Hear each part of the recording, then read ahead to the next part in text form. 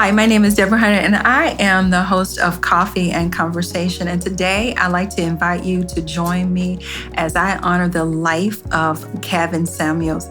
Now, listen, you may not agree with all of the things that he had to say about relationships and life, but there are some very important things that he shared with us. And one of those things that he constantly talked about was what it meant to be a high-valued person. So I want to share a little bit just from a different perspective, especially talking to those of us as feminine beings about what it really means to bring high value to the table.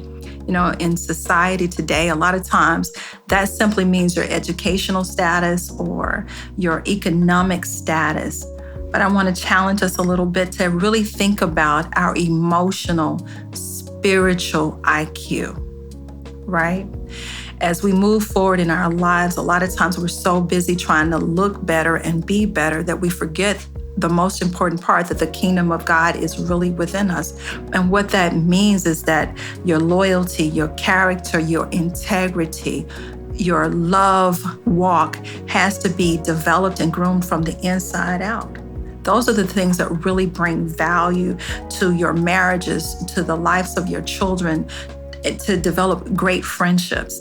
Like, it's crazy to spend your whole life, right, chasing after things that won't last. I think it's the Bible that says only what you do for Christ will last. And what that means is only those things that really carry true weight are going to have real meaning in your life. On this past Sunday, I had an opportunity to share with an amazing group of people. And as we were talking, I was reminded there's going to be a whole generation of children, sons and daughters, that won't know what it means to have their moms and dads simply do something as casual as pray for them. And when I mean casual, when I was growing up, that was just kind of what happened in the house every day, right? Before you went to sleep or when you woke up in the morning, prayer was just a part of what happened in the homes. Now we have children that can't even recite the Lord's Prayer. And my job as a woman, right, is to make sure that the interior structure of the home is well developed, bringing all of those character things that God put in me, right? To make sure that my children, the man that God has assigned me to, my mother and my father, my brothers and my sisters, everybody is engulfed with what really is truly high value. And sometimes I think as women, we really don't understand just how powerful and valuable we are. If you look at the Christian Bible and the story as it is written, God made Eve the last thing that he created. But did you notice he didn't create anything after her? There's nothing that God made after Eve. Do you understand what that means? Not only did God not make anything after he created the feminine being, but the Bible said that God himself rested. As an artist, I understand that until I am absolutely done, I add that final piece to my artwork. Only then will I take a rest. As women, I want to encourage us today. Your true value is not just in your economic worth, right? So it doesn't matter if you're the girl that works at McDonald's or you are the CEO of a Fortune 500 company. Your value is who you are. In your language. Do you have a language that's bringing life to people? Are you speaking health and wealth everywhere you go? Are you the light of the world? Are you the salt of the earth? Do you even understand what those things are? Do you even understand what your emotional IQ is? A lot of times we're chasing the standard that the world and the music industry and the fashion industry and the television industry set for us. But those things are changing, right? Constantly changing. For every season, the fashion changes. So by the time you buy that Birkin bag, it's a new one on the market, right? By the time you buy a new car, there's another one available.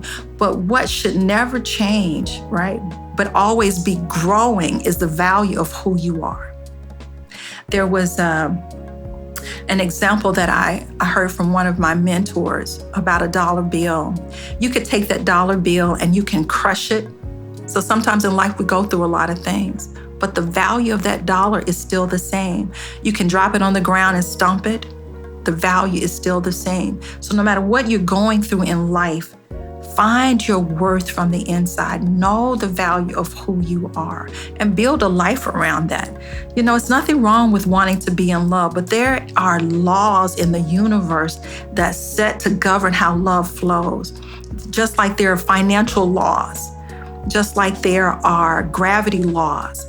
God has set some principles in place where you don't have to negotiate who you are. There's nothing wrong with being extraordinarily beautiful. There's nothing wrong with taking care of your body. Invest in that, right? But while you're doing those things, make sure that the value that you bring to a man are those things that could sustain him while he's building his life, right?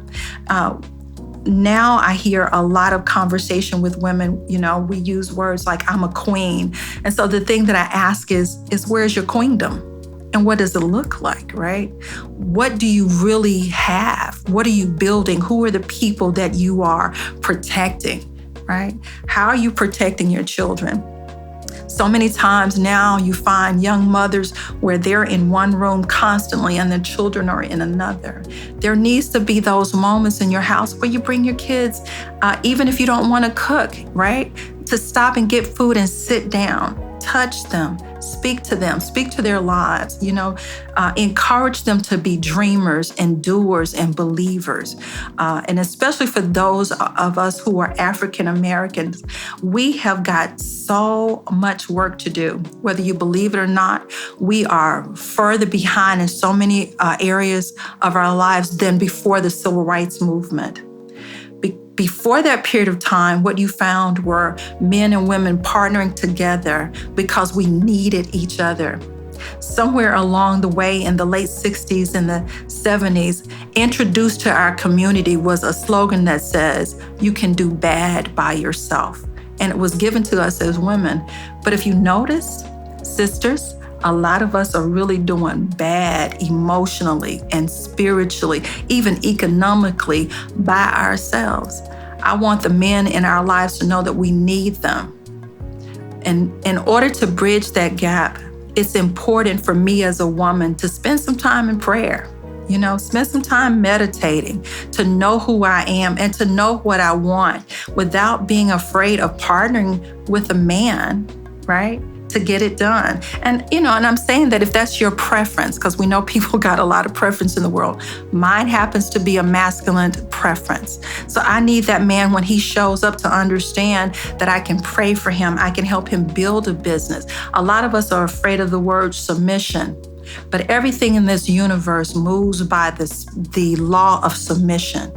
Gravity, the sun, the moon, the earth, the different seasons all surrender to submission. It's a beautiful thing. Today, I want to encourage women everywhere. I am grateful to be a girl.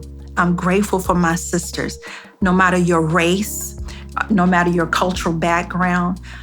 But don't let the world set the standard for you. Check your own heart. Check your own mind.